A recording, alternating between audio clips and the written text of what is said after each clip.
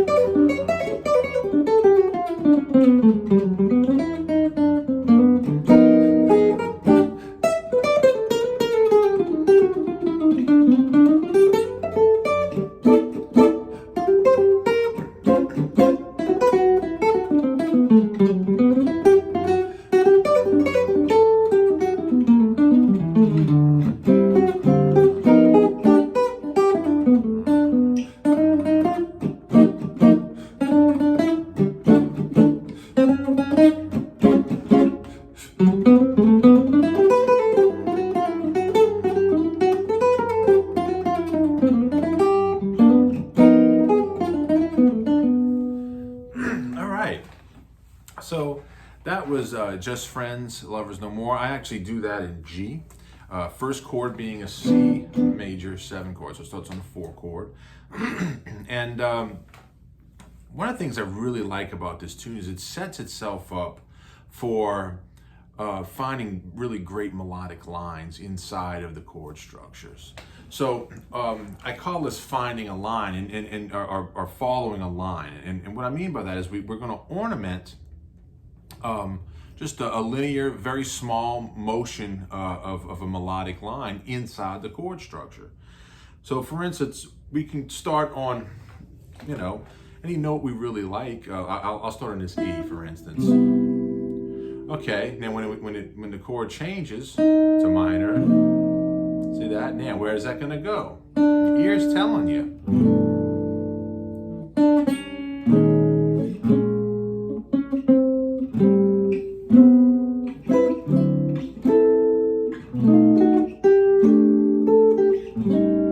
So you can follow that line and ornament that line. This is part of horizontal playing. We're not thinking of a position. We can use that as a way to ornament, but we're really thinking this. That's what the ear is telling us to do. Or if we're here, let's say we're here. We can start really from any chord tone. I hear that going up. Where's that gonna go? Let the ear guide you.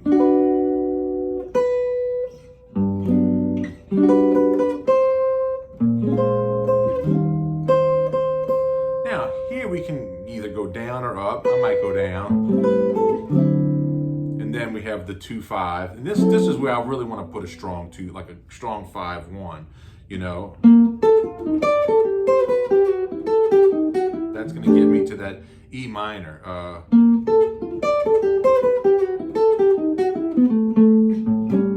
that's giving me a nice dominant. That's going to give me that minor. So you can follow that line. You can find these all over this tune. You just grab a note and then say, where is that going to go? And usually that's going to lend into some sort of horizontal direction. And that's thinking this way on the guitar as opposed to this way on the guitar. You know, so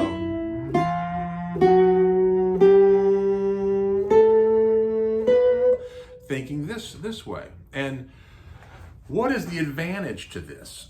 Well, it's definitely more melodic, and it keeps your solo from having, or it keeps my solo the way I try to think, from just being a run of lines. We don't want that either. So it's kind of a place to target when you're playing a line.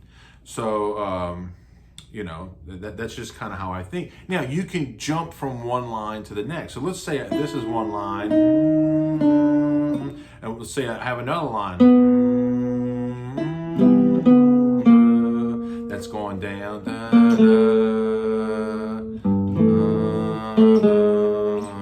I can be on one line, and then I can jump down to another line, you see? So that's a nice way to go.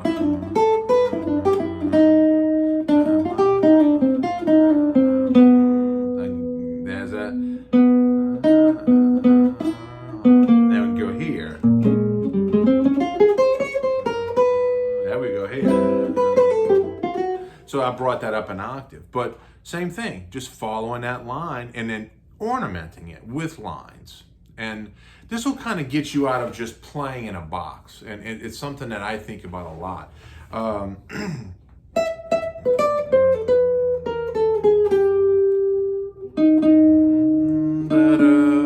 There it is again. This song really lends beautifully to this type of way of thinking. Let's see.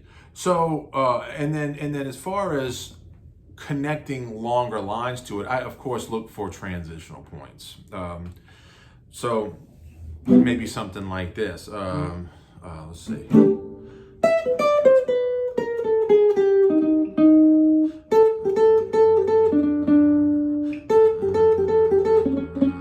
Now here's gonna be a longer line.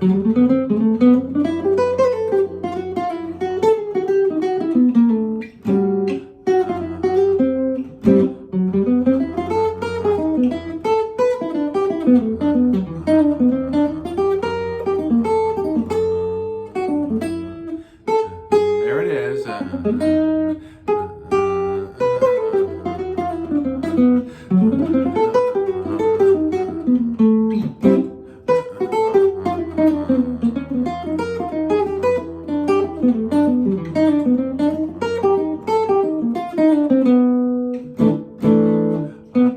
See where we're going to keep following that on down. So that's kind of the way I think about a lot of tunes, and just trying to ornament that, and then finding those transitional points. Now, we've talked about transitional points before, and in some of my previous lessons, but those are really important. Where you're going to put a longer line, you know, where is it going to sound its best?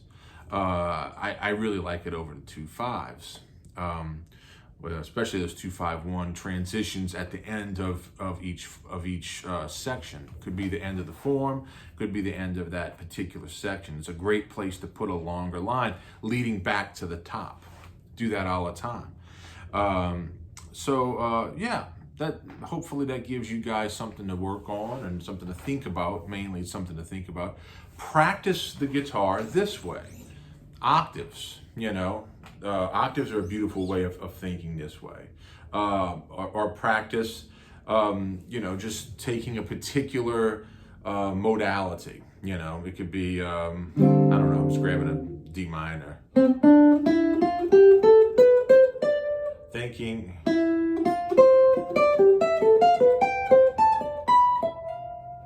You know, just thinking, you know, practicing fourths, practicing fifths, you know, up and down the neck. It's a really great way of connecting from form to form that you want to play in, and it's also a really great way of being really musical.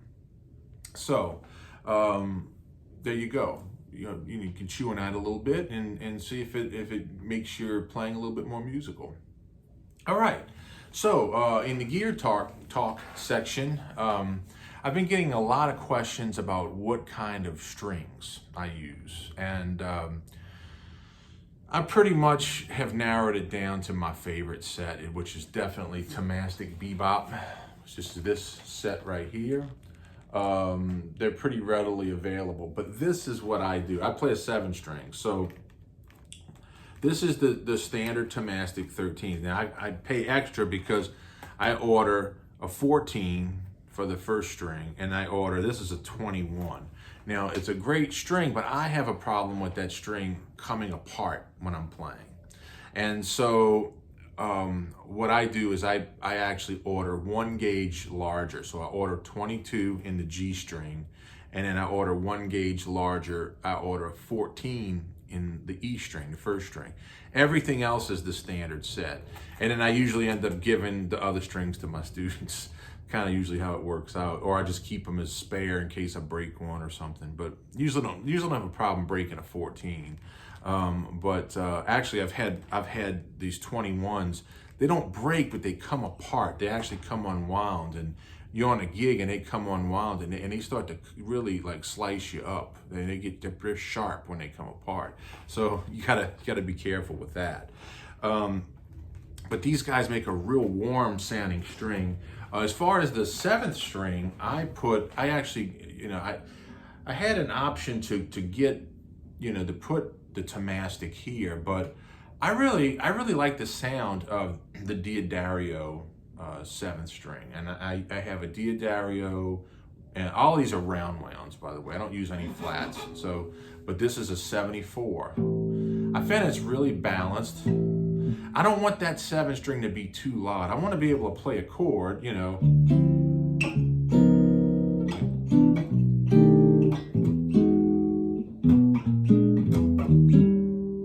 don't want that to overpower the chord. So I want it to kind of also have a little thud. So as with many players, I like this string to die out a little bit. I don't change it very often. So these I change. Most of my strings, I pretty much change every season. I'll put a new set on, but the 7th string, I might change it every 2 years. In fact, I got this guitar in 2018, and this is still the same 7th string on there, and it still sounds good. It's a little thuddy, but I want it to have a little bit more of that what you might hear out of an upright bass. It'll never compare to an upright bass, but I want to have a little bit more of that sound. But this guitar, I get a beautiful, I really like this sound.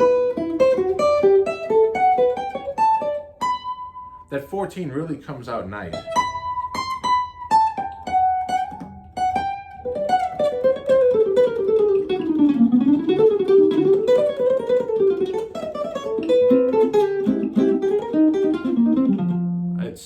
The strings are real balanced, the string changes are really balanced. I don't want to hear a lot of difference when I'm playing.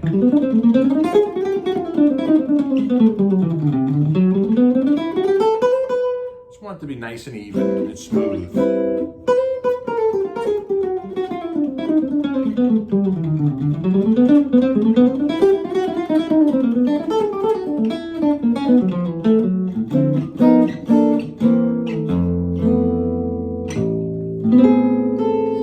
So that's kind of what I look for, is a nice balance, but rich. I like a rich acoustic tone too. So that's just a personal taste. These things it's like wine. So everybody has their personal taste. But I love like kind of a warm, chocolatey sound, but also have some beautiful brights that sing.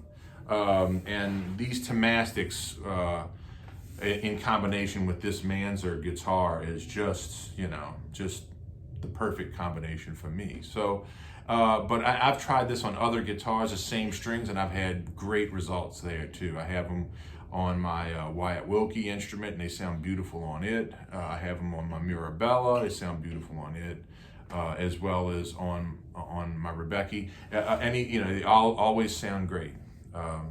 I've heard guitars that didn't sound great, and then you put the temastics, and all of a sudden they start to sound good.